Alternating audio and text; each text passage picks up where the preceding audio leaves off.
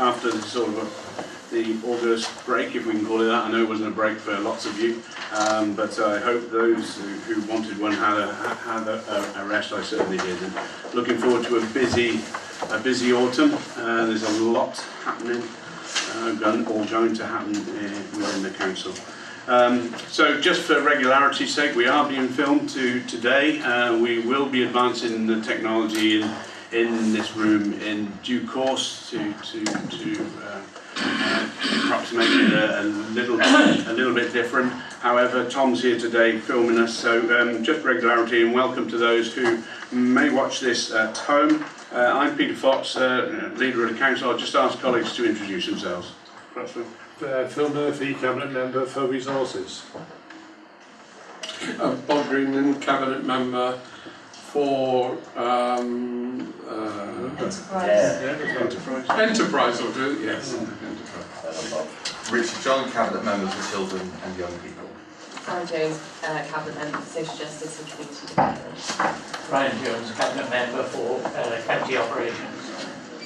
Penny Jones, Cabinet Member for Social Services, Safeguarding and Public Health. Linda, would you like to? Councillor Linda Duffy, leader of the Democratic Group. Councillor Simon Howe, leader of the Independent Group. Okay, and we're joined by officers as well today, and perhaps if you get involved in the debate, you could perhaps introduce yourself. Thank you very much. We have apologies today from Paul Jordan. Paul's on leave at the moment. I don't think I don't know if we've had apologies from Councillor Petruni, leader of the Labour Group, or not. Just members, we've got the one camera today, and please speak up so that we can actually pick up what you say, because it's going to be quite important. We haven't got the mic system in here yet, as we had in the chamber. But speak up, and we'll be able to get everything on there.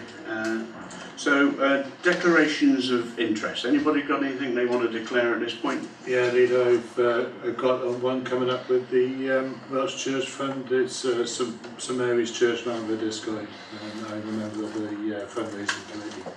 Okay, perhaps we can circulate the performer afterward. And any other interests? No other members? No? Okay. If you find it interesting as we go through, please just declare it verbally and we'll put it in writing on the performer afterward. Okay. So, consideration of reports from select committees. There are none today.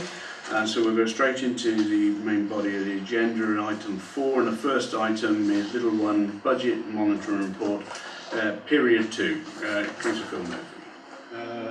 Yes, Leader, thank you. And can I clear up a little point straight away? I know it says period 2, but it's actually month 2. So it's just there's a little bit of confusion over that. I'll take this opportunity of saying that we're going to trial this year, giving this report in month 2. And then the next one will be month 7, and then the third, instead of the 4 we've had before, will be the outturn report. I think everybody will agree that the month 7 one will give us a much better idea as to how we're doing. And as usual, this report will do the round of select committees. It will be noted that the net revenue outturn overspend is 164,000. Now that, if you look a little bit further down the report, is quite remarkable compared to other years, and I'll get there in a minute. We'll be looking at the capital outturn spend, and make particular note of the low level of earmarked reserves, and that's really got, as it says in the report, going to severely reduce the flexibility that council has in meeting the financial challenges of reducing settlements, and obviously the consequent need to redesign services.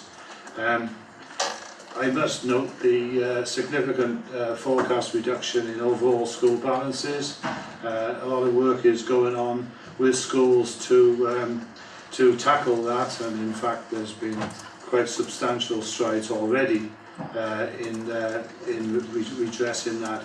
And my colleague Richard John will be dealing with a report later on that will deal with the measures to tackle that with a fairer funding scheme.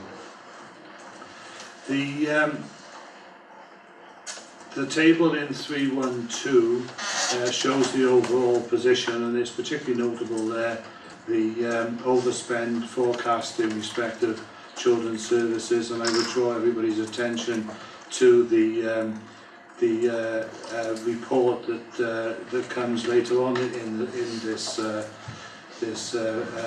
overall report that gives more detail of the individual under and overspends as we go down. But if you look in 313, you'll note that the period 1 deficit in 16-17 was some 1,500,000, and compare that with the other figures there for previous years.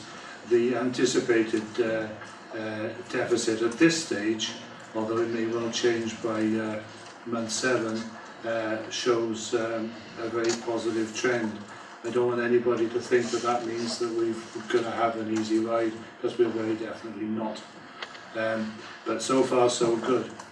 And given the financial challenges that will continue to face the authority for the foreseeable future, chief officers continue to be tasked with ensuring that services live within their budgets and that savings targets are set for the current financial year.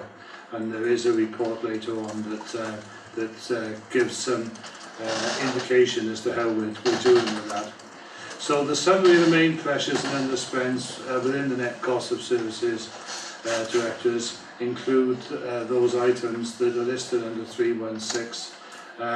And clearly, if anybody wants to raise any questions within that section, officers are here who will be able to give further explanation. The forecasted mandated savings are currently running at some 95%. We're currently 140,000 being deemed potentially unachievable of the task that were set at the budget setting last time, and a further 138,000 which is likely to be delayed in that it probably won't crystallise in 17-18. But at that stage, I think, Leader, because this is such a detailed report and will be going through selects, I'll stop at that point, except possibly to draw attention to the table towards the end that gives details of the individual schools and the position relating to them. But as I said, there's been some improvement in that situation already, and Richard's report will go some way towards ensuring that we can continue to improve on that position. Okay, thank you, Phil, to take us through that. I mean, it is early stages, and I have a tad of anxiety around the movement away from 4 monitoring period, but I'm sure there's a rationale somebody will help me understand. Month 2 is early stages, and so I don't think any of us can be complacent at all about that. I'm sure officers, please officers, if anybody does, please indicate if there's anything anybody wants to say about their specific areas. That would be welcome. If there's any concerns you want to share or explanations you want to add, that would be helpful. The recommendation for us to be mindful of the school situation is something very much we very much recognise, and I am pleased that there is a considerable amount of work and plans afoot to try and address that. But there are going to be long and deep conversations we're going to need. I'm sure will agree with our school community, with ourselves, to understand how we can make sure that we don't see a further a further mounting pressure on school balances, because it's in a pretty precarious situation from what we see. And what I'm pleased about is, and I'm sure Richard would want to reflect as well, is the fantastic performance we've seen in our schools this year, and in previous years, but especially this year, recognising that across Wales we were expecting to see some really bad results, and indeed there have been across Wales, but in Monmouthshire I'm really pleased to see they've held up really strongly, and that's, I commend schools for the work they've done, and our partners EAS and obviously our own staff to enable schools to still make continuous improvement under really challenging times, but the importance is keeping our eye on things and arresting things from any further deterioration. Okay, colleagues, any cabinet members want to pick up on any of their own areas, or no? Any officers wish to add anything at this stage? Mark? Just a reflection, really, appreciating that previously members have been particularly interested around the situation in Chepstow, which was our school in single biggest deficit for this council. Its outturn was a favourable trend as forecast for the year, and they're still anticipated to get out of deficit this year. Members may remember that the balance at its worst was £400,000 adrift, so you can appreciate that if one secondary school can do that over a 3-year period, that actually that context of the report you'll receive about school reserves later on in the meeting. Yeah, no, thanks Mark, because I mean we need to apply a similar thinking to certainly our Abergavenny schools. There King Henry's showing a real frightening outturn position by the look on the face. Okay, right, so the recommendations then before us, let's go back to the recommendations, are that members consider a net revenue outturn overspend of 164,000, and that members consider a capital outturn spend forecast by service managers to agree with the budget, and the members note that the low level of earmarked reserves, something we haven't just touched on here, and is there any deeper reflection, Mark or Joy, we need to, or Peter, we need to bear in mind on reserves at this point? Is general reserve, I mean, do we see the earmarked reserves here, whereas the general reserve, is that sound, safe? The general reserve has been maintained at its current level, so that's stable going forward. The issue is with the earmarked reserves, which we've previously set aside to help the authority make the changes it needs to going forward. So that is at a depleted level, and it's just to recognise that does decrease your flexibility going forward. Okay, yeah, thanks Joy. Okay, so yes, we note the low levels of earmarked reserves, which will severely reduce the flexibility of the council. The council has in meeting financial challenges of reducing settlements and consequent need to redesign services. And we also note in 2.4 the forecast reduction in overall school balances at the end of 17-18. So those are the recommendations, and obviously on into 3, the monitoring analysis. I won't go through, obviously the recommendations pick up many elements in there. So anyway, the recommendations on block, are all in favour of receiving these? Thank you very much. Okay, and we move on to item 4B, and that's the contaminated land inspection strategy, and something we've seen before. Because Sarah. Yeah, so the paper you've got in front of you today is to request your approval for the proposed contaminated land inspection strategy, which has been updated. So you will have all received the Cabinet report last year, which looked at how we were going to deal with the contaminated land through the planning regime, and that was agreed by Cabinet at that time. So this now is, off the back of that, the inspection strategy that's come forward. Under more recent Welsh Government guidance in 2012, which has shaped the strategy as it stands in front of you today. So we've had this, we haven't had to consult with statutory consultees, but we have gone out to consultation with Welsh Government and Natural Resources Wales and that's been favourable in terms of the comments that have come back, and we've reflected on our duties and for the Future Generations and Wellbeing Act, so that's been reflected in the document. We've put in here that this should be reviewed every 5 years, so that's a recommendation here, and so we're asking members Cabinet to adopt the strategy as it stands in the paper.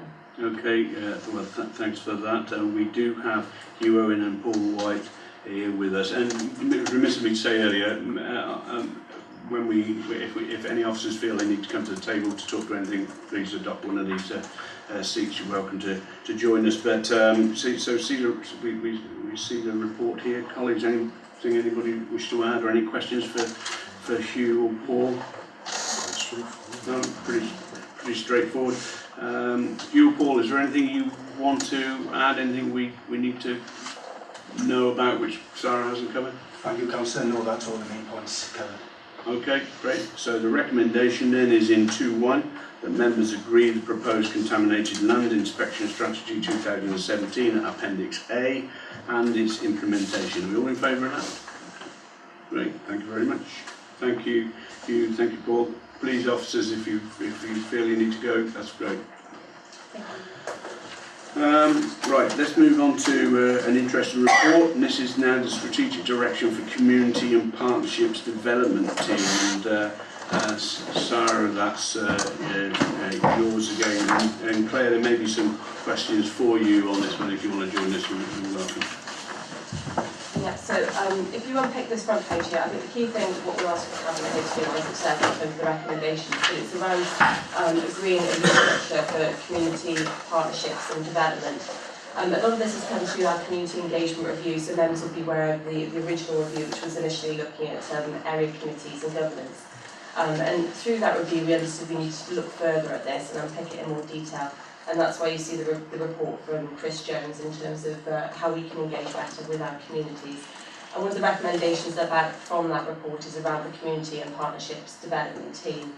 I think the key thing to say, a lot of this is framed by a new policy paradigm, I suppose. We're working with a new legislative framework, so the fact that we've got the Future Generations and Wellbeing Act, I think that's moved us forward from that whole place approach to much more of a community asset-based and co-production type approach, which hopefully this team will be able to deliver on. I think this is going to be a key team for us, particularly in terms of supporting the social justice portfolio. We're looking now to be able to develop closer links with the PSB through this team, so I think that's going to have a really strong positive effect. So again, just going back to the recommendations, it's around supporting the development of this community partnership development team, and it's about supporting the recommendations that were found under the community engagement review. So happy to take any questions. Yeah, thanks, Sarah. There's quite a lot to read in this, and Chris Jones's report gives some thorough analysis, and our own evaluation of that also gives some fair way forward. And I wrestled at first to see what we were actually what we've been asked to accept, and trying to understand the difference of what the package we're putting together as an engagement development team against what we had. Without some really deep evaluation of all those reports. So I thought perhaps Claire, could you give us some sort of, well, we've seen the recommendations in Appendix C on page 160, page 163. I think it would be quite useful to try and understand that a bit better in your view of how this is going to perhaps make a difference, how it's going to be better. Okay, I think, as Sarah has said, that this team, bringing it together, builds on strengths of previous teams, but also recognises the changing policy context. And in bringing together partnership and community development, we're thinking far more explicitly what's happening on the ground, and very good work on the ground through place-based approaches and working with local communities, with that tactical partnership level, which sits below the Public Service Board, where we recognise that in terms of really good community development, it's not just within the gift of us as a council out there engaging with communities, but that we need to bring together really effective partnerships which look at the whole resources, assets in terms of physical assets, in terms of services that are provided by public partners, third sector organisations, private businesses, and what else is available very naturally within communities. So that's understood, we understand what the gaps are, and where those partnerships at that tactical and strategic level can help to close those gaps, and what resources all of us as partners bring to the table. So it's a moving feast. It's building on quite an innovative approach that there was in the past to develop that whole place approach, and taking it, I think, now into the new policy arena and giving us a real engine room, I think, as the report describes, to make all these connections and make best use of resources in those communities. Well, I welcome that. Thanks for that, and I hope it does do this, because I know we're here in Noises community councils are sometimes frustrated. They're still frustrated about the engagement with us, and that this has identified a disconnect, and hopefully we're going to patch it out. But there's always some anxiety. We're still not going to quite get there, and I really do hope this will close some of those gaps. Colleagues, does anybody want to, Sarah or Claire, anything? I think just to interject, some of the key things for me on this is if you look at the forward plan and how that then will be integrated into a specific action plan, it's what the team will do and how the team's going to measure success. And I think the report very concisely and articulates it very well in terms of that. And I think that's an area we can hold to account, we can be held to account, and I think it's hitting the right notes there. So whilst there's a lot of detail here, if we focus in on what this team is going to be able to achieve, that's what we should be looking at our efforts. Yeah, and I think it can get lost in the language sometimes, can't it? Yeah. But being really clear, what difference does this make for a community? And those measures be quite hard measures, as well as making sure that we're telling the stories and have got those ongoing evaluative approaches. What difference does it make in terms of whether we're effectively engaging? And recognising that often partners will be in a better place to do that than us, which is where that link with the partnership development and the PSB is so important and builds on what we had before. Cool.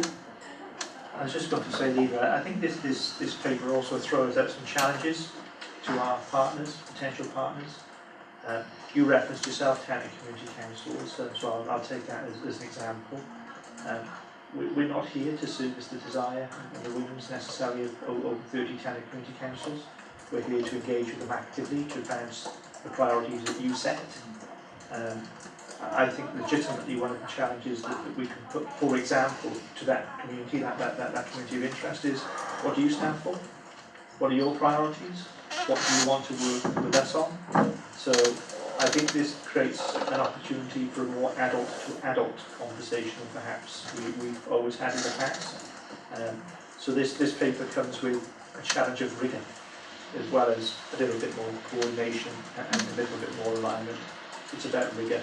There will be some things that some of our partners want to do that don't match your priorities. I think it's perfectly right to say we recognise your desire, but that's not for us at the moment. This paper signals to you also that we will be saying no more often, and we'll be saying no quite clearly if a third party is particularly interested in something that, for whatever reason, is not on our agenda at the moment. I think one of the features of our organisation has been at times we've tried to be too nice. We've refused to use that no word. Ultimately, that doesn't help anybody. So there is a discipline, I think, to this change of events, and I'd like Catherine to understand the importance. Yeah, thanks. And I think to some assessment, I'm sure Select have already looked at this and thought about how and noted it. It was very positively received in Select, so it went out. We were at the Strong Communities a couple of months ago with it. So I'm sure Select will want to know how the new team works in due course, and want to call somebody back in to have a conversation about how things are working. I would expect them to anyway. Okay, right. Any other questions? Okay, right. The recommendation then, and you've seen Appendix C. Appendix C, if you can't, it's on page 163, or you can tab it down. There's a sub-tab for it, and it just highlights. Let's just go there a second, just to make sure that community. There we go. So you've got the current structure there, because on the face of it, there didn't seem, whilst there was some rationalisation, there was less posts, and there was a £16,500 gap. On the face of it, this is the only time we could visualise what was being proposed in the report. That's what I wrestled with a little bit, trying to visualise what we were talking about. So what these various officers would do differently to what some of the other officers have done. That's the bit I couldn't quite grasp in those early days. So okay, that's the appendix in C. So recommendations.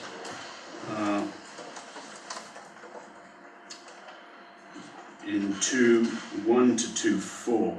So then we endorse the findings and the recommendations of the community engagement review, appendix A, and we endorse the way forward, which we find at appendix B.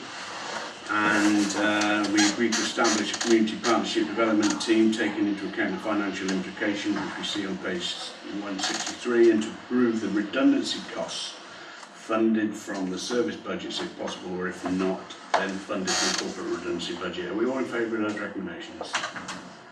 Thank you very much. Okay, we'll go back to on to a fair funding regulation scheme. Councillor Richard John. Thank you, Leader. And further to Councillor Murphy's report a little bit earlier on, Karen and colleagues are asked to note this report and to agree to monitor the actions that have been proposed in it and to allow an exception to a breach of an exception to the breach of the fair funding regulations for this financial year. Now, immediate measures have already resulted in an improvement of about £180,000 in school balances this year, from the actions that have already been taken. We've put in place a number of measures. Now, the 7 schools with a significant deficit have already met with senior council officers to discuss to put in place recovery plans to help them move from a deficit to a surplus. Now, these recovery plans are being very closely monitored on a monthly basis, and Councillor Murphy and myself will be meeting with a number of schools in this autumn term to scrutinise those recovery plans further. So it's clear that there are a number of financial challenges facing many of these schools at the moment, and these things are symptomatic of that. But despite this, students, teachers, governors and head teachers are working hard to deliver some of the very best educational outcomes in Wales.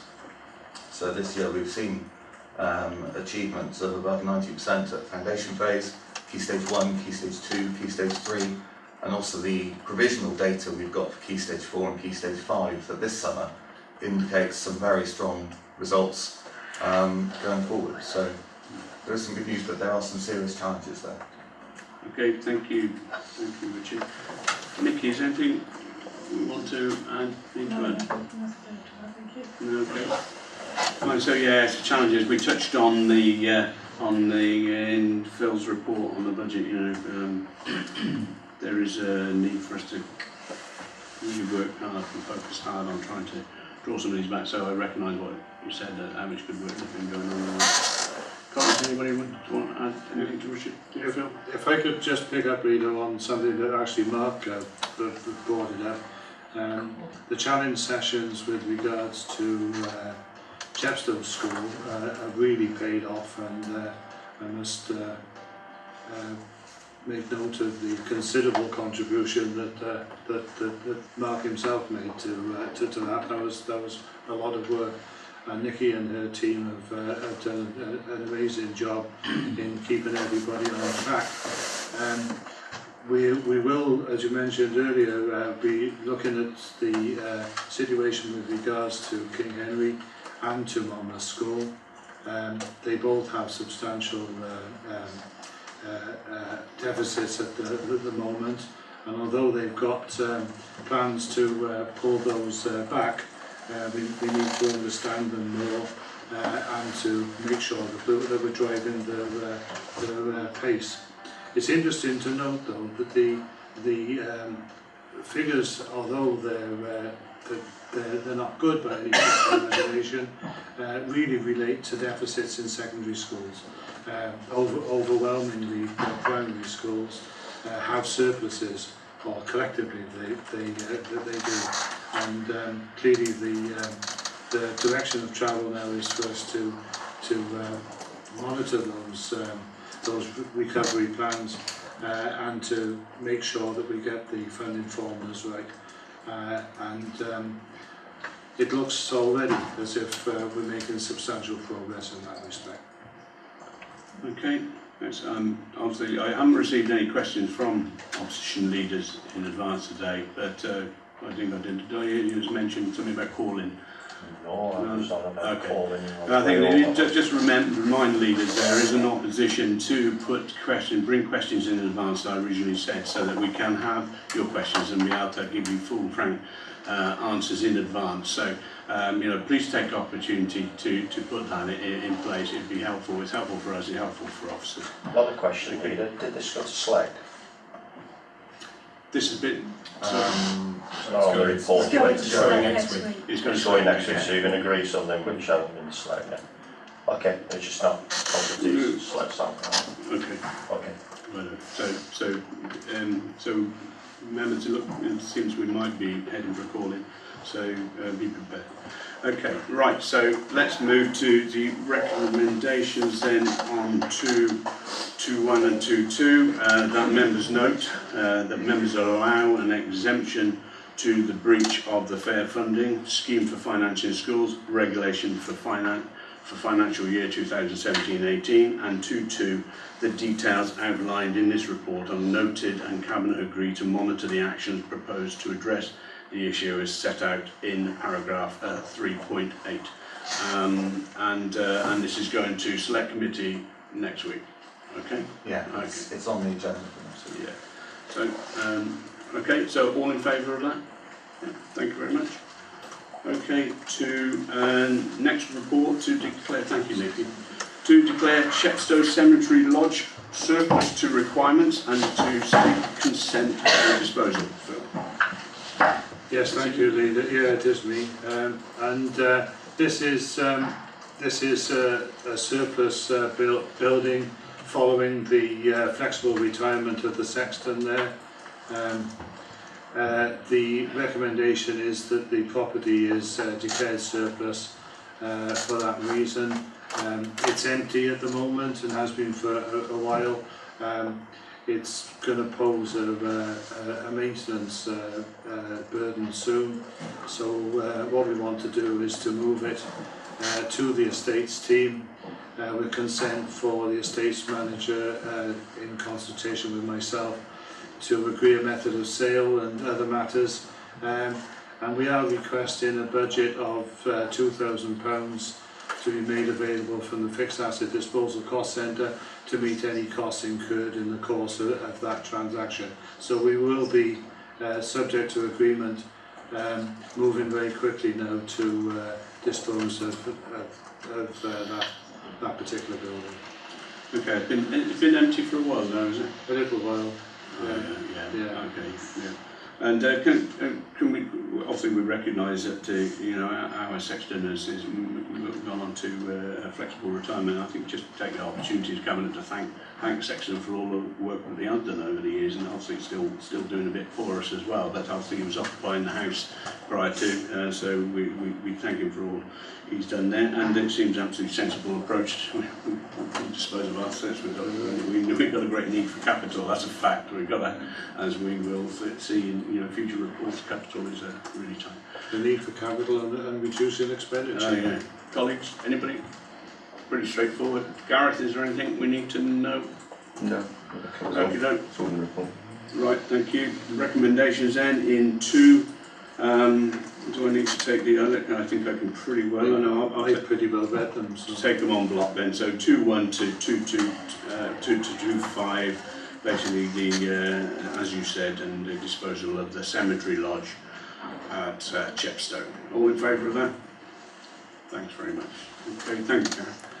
Okay, on to section 106. When you hit the tab, you will go through to the wrong report, so just scroll down a little and you will find the appropriate report.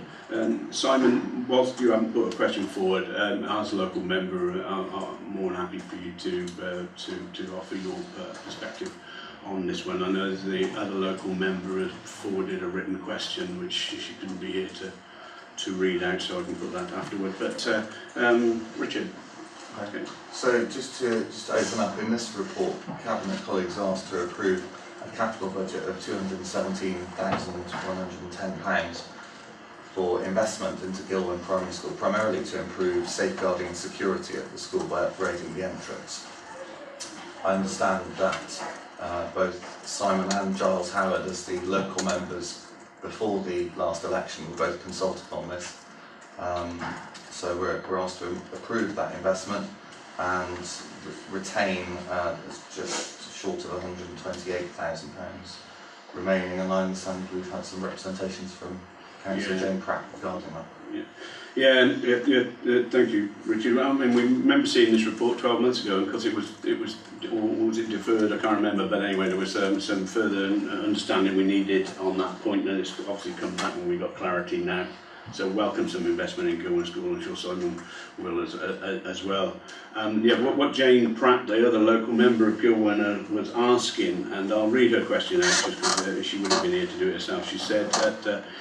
Is it possible that the remaining Section 106 funds, or part of it, that are left over from updating Gilwyn School could be used to finance the provision of a safe route to school in the form of a footpath on the edge of council-owned fields for the children of the Timar estate that currently do not have a safe walking and cycling route to school? They are currently walking along a dangerous road with no pavement, and this money, which was partly from the building of their estate, could put this dangerous situation to an end. And as I clearly said to Councillor Pratt, we're not in a position to make a decision on those things today. I'm not sure if it would be a satisfactory or an approved use of that specific 106, but on the face of it, the principle sounds really sound. But that was a point. Simon, did you want to come in at this point as local member? Yeah, I haven't seen this report till it landed with me last week, to be honest with you. I think it's a bit different report to what we had some time ago.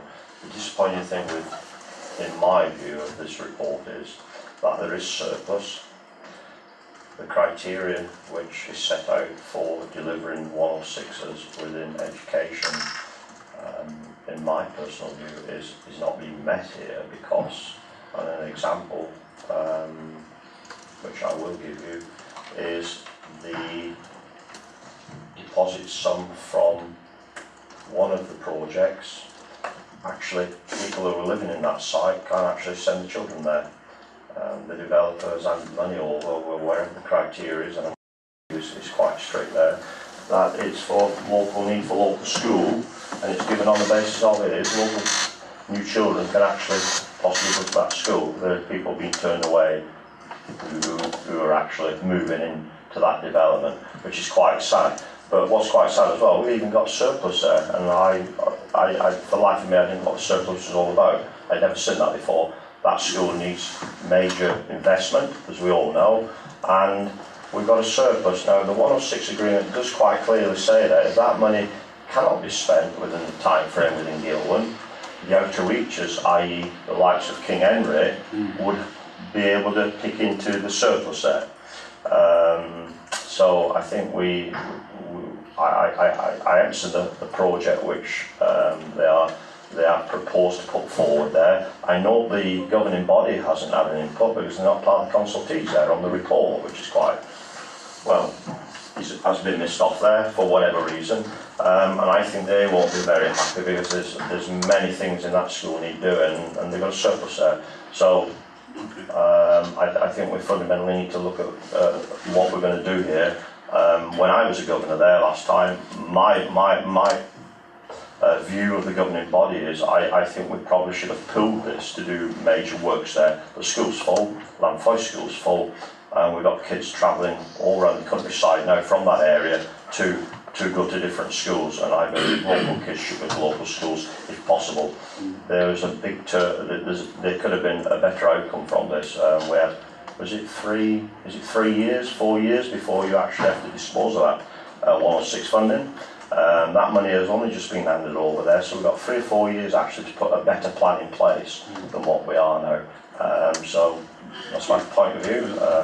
I'm being very sensible there. I think the leader's quite well aware that there are major problems within that location and the locality. I know we've had many phone calls over these issues of the funding for the footpath. That was a planning issue, which personally I believe National Park should actually fund that footpath. and it shouldn't come from this pool. But all said and done, if there's surplus there, we can perhaps look at it, but I still believe I would have looked at a better project for this money to go out. I think that's a really helpful contribution. Actually, I know Will wants to go. Will would have got a little bit more insight into this than perhaps we have. So, Will, did you want? Yeah, thank you, Lee. First of all, with regards to Gilwell, this is a project which has been developed completely with the school. This is what the school has been talking about for a long period of time, and in particular the safeguarding aspects at the front of the school, where at the moment the single door entry could provide a potential risk. So that's why this project has been developed and developed very closely with the school. I think in terms of the broader piece around the pressures that we're seeing in Gilwell at the moment, that's come about largely because when the school had capacity, the school decided that it would take children from outside of its catchment. Our admissions policy, which we are entirely compliant with, means that siblings of those children who have been admitted in the past now get first preference in terms of their attendance at that school. So that's a challenge for us to work through, and we're looking at our admissions criteria at the moment. But at the moment, our policy is very clear that siblings take preference over living in catchment, and that will, until we reach a position whereby we're putting forward recommendations to Cabinet, that will continue to be that point. The money that is available, even the full summed amount, would probably not be sufficient for us to undertake a really significant expansion of Gilwell School. Not only that, the predictions at the moment and the projections in terms of live births in that area don't suggest that we need to move to a 4.5 entry, which would be the next natural step. This will be a continuing and ongoing pressure for us to manage school roles, particularly when we're looking at a small number of pupils either side of the capacity number of that school. So when you're looking at a school like Gilwell, which is a 210 capacity school, it's the extra 5 or 6 children that provide real challenges to us. And the other thing is, of course, that sometimes we'll have schools where there is capacity in certain years, but not in all years, and that again is a challenge. So I do believe that the project, as it's put forward now, is one which has been developed very closely with the school. I believe we have the full support of the school to take this forward, and that's why we brought it again in front of you today. Thanks for that. So we can pretty well assume then that the cost of that works is that figure of £217,000 then. So you know, and that's the first. Sorry, if I could just add, the school have a programme of works that they wish to see undertaken over time, and this is the first part of that. You'll obviously also see from the paragraphs 3.1 and 3.2 that in 3.1 the allocation was all to do with the facilities at Gilwell Primary. In 3.2 you'll see that it's about improving education facilities at eligible schools. So that's a broader educational setting than just Gilwell Primary. So there are some other, and as we'll begin to look at Band B redevelopment in the future, that might be something which we wish to bear in mind. Could I just come in, Leader? I think I've asked for many months now a breakdown of cross-border children. They're going in the draws to Crickell School. They always have, as you know, Leader. I've never had that data. I've asked for that data. How many children we've got? They're still going now. If they actually refused entry there because they were full, we'd have kids we'd have to floor them halfway across Monmouthshire to find some places for them. I think the point I'm making here is the criteria set out for this 106, i.e. safeguarding the main entrance. I've got to say, the main danger points of all this is there's no car park there. The entrance is very, very poor. You can do different things with entrances to buildings to make them safe, but the amount of money that we're spending here, I thought we'd have had a bigger picture and done better things with it, but there you go. But I think we should look at actually how many children are going over the border. That'll cause this authority a major problem if they're not allowed to go over. And I'm led to believe Crickell School is at capacity. So long term, I think we're not thinking right with this, but there you go. But I think in fairness, I think I hear what Will said. I mean, this isn't a great big lump of money. So I don't think even if the whole lot went on the project, that wouldn't address that issue. Because we're talking of to go up, you know, we need another classroom, I suppose. You're talking, you know, I don't know how many millions it is to do that sort of thing. a big project. But if this is what the school have currently asked for, and it's the first in their plans, they must be mindful of all those things you've raised.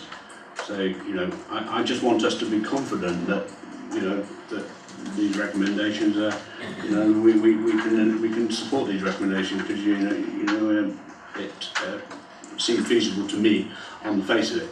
I think the plea from the local members to utilise some of that spare money, if it's eligible, to go to a safe route school, that seems really good. If the likes of the Brecon Beacons National Park aren't coming forward and doing it, I think you were right. I think there was some elements which weren't put in place at the beginning, which should have been put in place there. And it's a shame that perhaps there isn't sometimes a stronger dialogue between national parks and ourselves to see the sensibility of certain things. And clearly we're living with the outcome of that sort of thing now. So we're coming. Is something you want to come back and then Brian? I just believe when I sat in that governing body, the discussions we were having there over projects, yes, it may have stepped over the sums that we're looking at today, but there was never a surplus there of £100,000. That's quite that. You know, you're talking a third surplus here, aren't you? It's a third surplus of 106. And bear in mind, the legal document quite clearly says King Henry School, local comprehensive or Gilwood School. It doesn't say it goes in the pot, provides whatever for it. And it quite clearly says, and the legal document from the 106, because it was scrutinised by the governing body. So, but I think that the document, I think we've actually seen the criteria, and it is very clear that that surplus should be spent in the Gilwyn area. So I don't think there's any. Gilwyn area for King Henry School. There's no chance of that. There's no chance of that 120. There's no chance, as I see it, there's no chance of that 127 leaving that Gilwyn or that whatever's stipulated in that agreement. There's nobody's asking that or suggesting that. So it still stays local. Brian? Yes, I just wanted to agree with Simon that this was money that should have been paid in the first place by National Parks. This whole planning application, there's no two ways about it. I mean, Pal News in this inspection in a cabinet meeting was a cock-up. You know, that's the only way to describe it. Our own Highways people approved the application because of what was in it. But anyway, they were ignored and National Parks gave the planning. Now I think the least we can do, and Jane has made a very sensible application, if we are able to spend this money to improve the access for children on what is a very dangerous route, I've walked it myself, I would agree wholeheartedly that we should go there. Phil? Yeah, Simon brought up the matter of the 106. It's very regrettable that the national parks are always invited to the Section 106 working group. They never attend. They were specifically asked to come to the last meeting and they didn't even send an apology. So that's what we're up against. Okay. Kelly, do you want to put it now? Okay. So I think solid points, Simon. We'll make sure that we're clear on our position there. Can I ask officers to at least... sorry, Richard, do you want to come in? Yeah, if I can just make the point. Simon, you said you've had some difficulty obtaining some data. I'm happy to speak to you after this meeting. Yeah, no problem. If I can help secure some data for you, I'm happy to do that. I was at the school with Councillor Jane Pratt on Monday, and I saw the road for myself, and I recognised the concerns that Councillor Pratt has about that road, and I feel very sympathetic to her proposal, and I'm very happy to explore that further as to whether we can use a proportion of that surplus to go towards that, so that every child on that estate can have a safe route to school.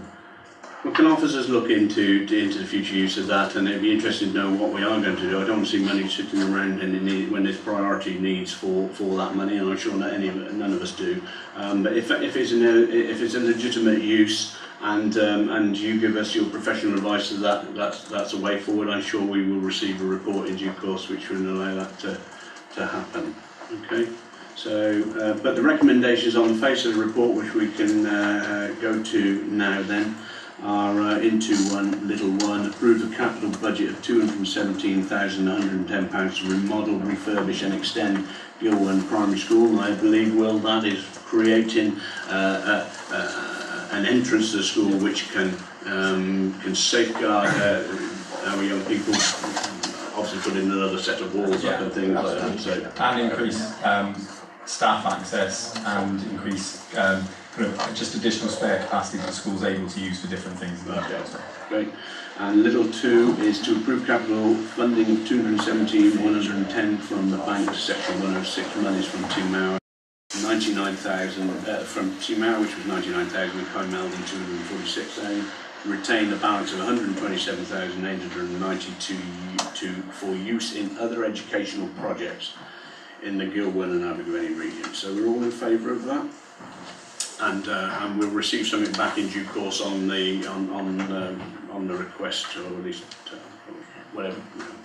whichever avenue it needs to move forward on. Okay, so let's move on to then the last report today, and I'll present this. This is the usual Welsh Church Fund Working Group. I don't think was meant to stay in this report for us. I don't think we need to elect a chair or vice chair for this committee. We're not being asked to do that today unless somebody tells me differently. But so I would think the purpose is of the report is to make the recommendations to us the last meeting, which was held on the 29th of June and 27th of July. So they recommended, there's a list, a schedule there below. It's interesting to note there's a significant increase in the amount of grant which is coming forward, and what the reason is for that. Is there some monies to move or what? But I'm sure it'll be welcomed by the recipients. But I'm conscious it's a doubling in a significant amounts. So that is there a rationale for that? Anybody got a rationale for that, or is it just a bigger surplus they have at their disposal at the moment, I suppose? Anyway, there's the schedule of applications before us. Can we agree to award that the following grants be awarded? Okay, all in favour? Okay, thanks very much. Okay, that brings us to the end of the Cabinet meeting today. We will be having a special Cabinet on the 22nd of October. I don't know if that's been formally, September, 22nd of September. I don't know if that's formally been notified yet. It hasn't, no, but it's likely to be very shortly. So just put you on guard. There's a special one on the 21st century schools. And this next stage. Sorry, Dimitri. Who do we give our apologies? Who do we give our apologies for? Oh, who's our to the usual? Yeah, that's fine. Yeah, okay, yeah, we'll see if it noted. Yeah, fine. So yeah, 22nd, but no notification will be coming out in the next day or two anyway. Okay, thanks ever so much everybody for attending. Check the leader. May I just ask one quick question? Yeah. Through Roll? Yeah. Through yourself.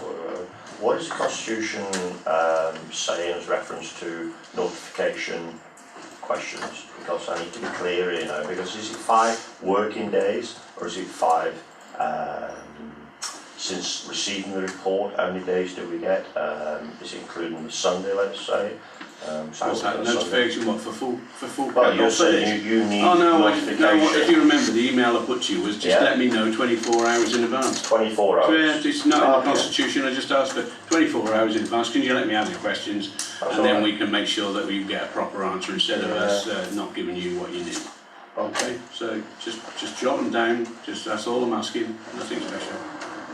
You don't want special questions, yeah, send us some detailed questions would be really handy. We're just trying to be helpful. Detail.